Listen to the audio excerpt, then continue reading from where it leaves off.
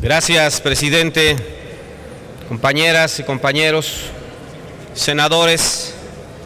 Lo dije en comisiones, lo repito, qué bueno que vamos a terminar ya esto. Qué bueno porque cada día las empresas exigían más y más y aquí se cedía más y más, como lo reflejan estos últimos cambios, que no son para otra cosa sino para beneficiar mayormente a las petroleras transnacionales que estarán aquí saqueando nuestra riqueza patrimonial.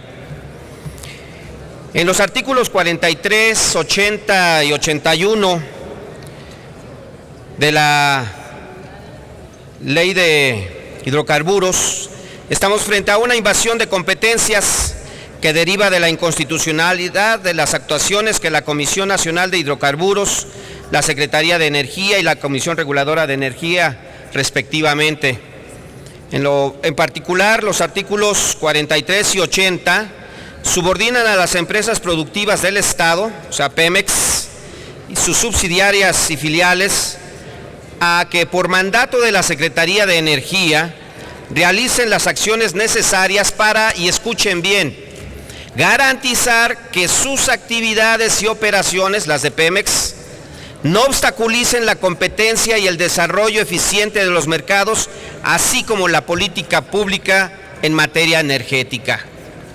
A través de un artificio jurídico se pretende colocar a la creación misma de condiciones de mercado por encima de cualquier otro objetivo de la reforma, de tal suerte que se obliga a que el Estado limite y sujete a su propio operador a fin de permitir el despliegue de operadores privados.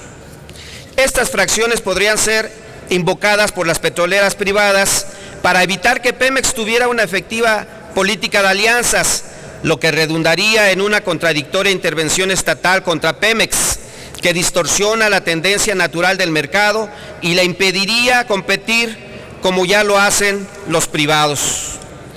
El riesgo mayor de estas disposiciones es que la Secretaría de Energía, de manera unilateral, le impida a Pemex y a las demás empresas productivas del Estado competir e invertir en la industria petrolera, en particular en las rondas de licitaciones y licencias y contratos de exploración y producción.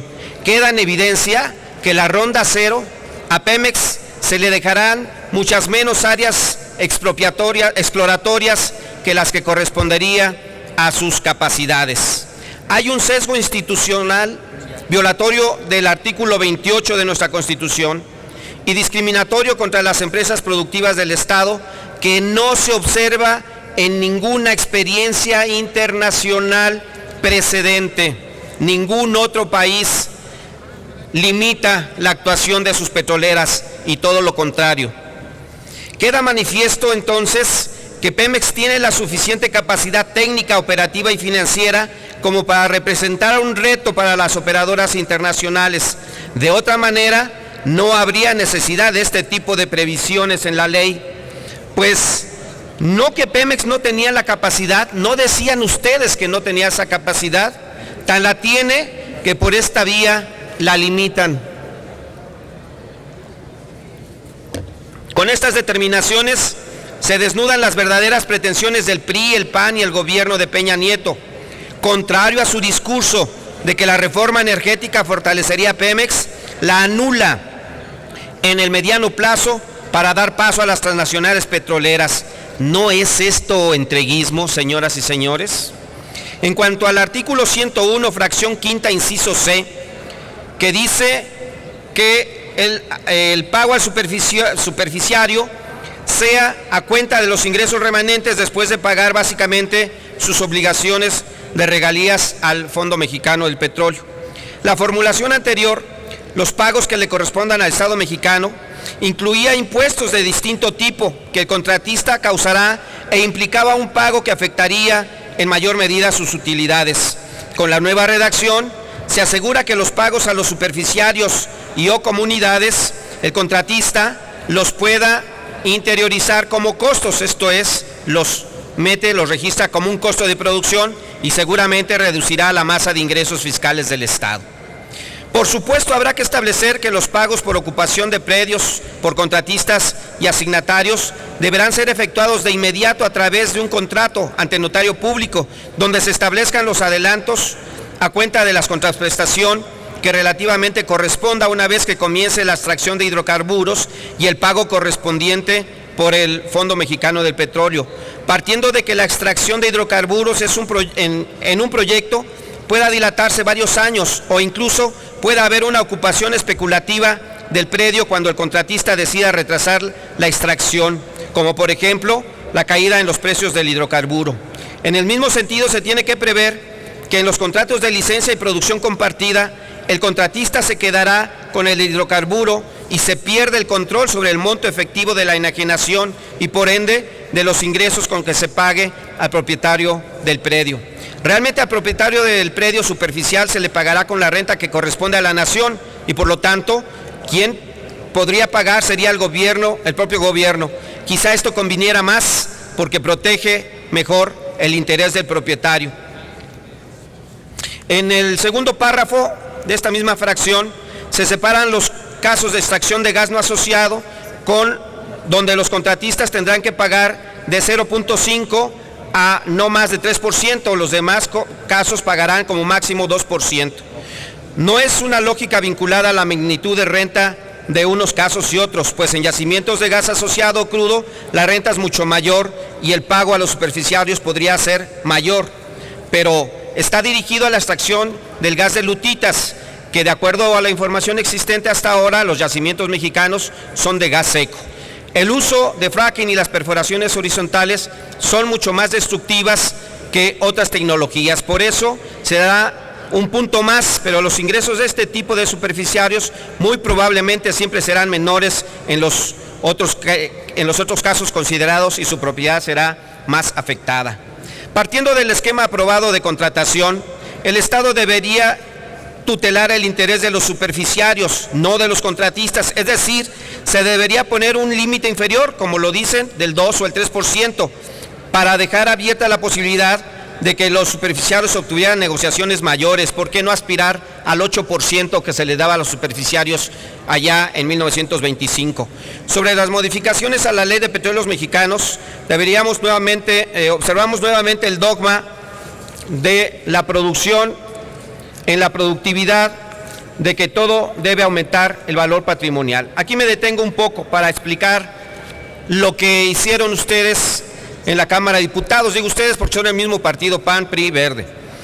Cuando dicen que se pagará después de descontados los pagos que deban realizarse al Fondo Mexicano del Petróleo, están diciendo que a los propietarios les pagarán una vez incluso que se extraiga, ya sea el gas o ya sea el petróleo. Hasta entonces, pues nosotros hemos dicho que esto es un despojo, que esto será un despojo. Ese es el discurso que se ha escuchado en los últimos días, en los últimos meses, cuando nosotros decimos que despojarán a los propietarios y ustedes dicen que no, que todo lo contrario. Pues déjenme decirles que aquí, si acaso se les paga, será hasta después de la producción. Estamos hablando de que la fase exploratoria son entre 5 años aproximadamente y la parte de producción es mucho después. Hasta entonces los superficiarios, los propietarios de la tierra, tendrán acaso algún pago. Y bueno, pues si no fuera suficiente esto, les van a cambiar a los propietarios este pago por obra pública. Va a haber una catafixia, entonces no se les dará el dinero como se ha estado mencionando, sino que se les cambiará por una obra para la comunidad. Y ya verán, desde aquí les puedo decir a los propietarios, a los ejidatarios, comuneros, pequeños, medianos propietarios, grandes propietarios, se les va a despojar, digan lo que digan aquí el PRI, el PAN o el Verde. Dice el inciso B del artículo 102 de la ley citada: los proyectos en que se ejerza el gasto de inversión deberá incrementar el valor patrimonial de la empresa. Y esto es otra cuestión que actúa en contra de Pemex.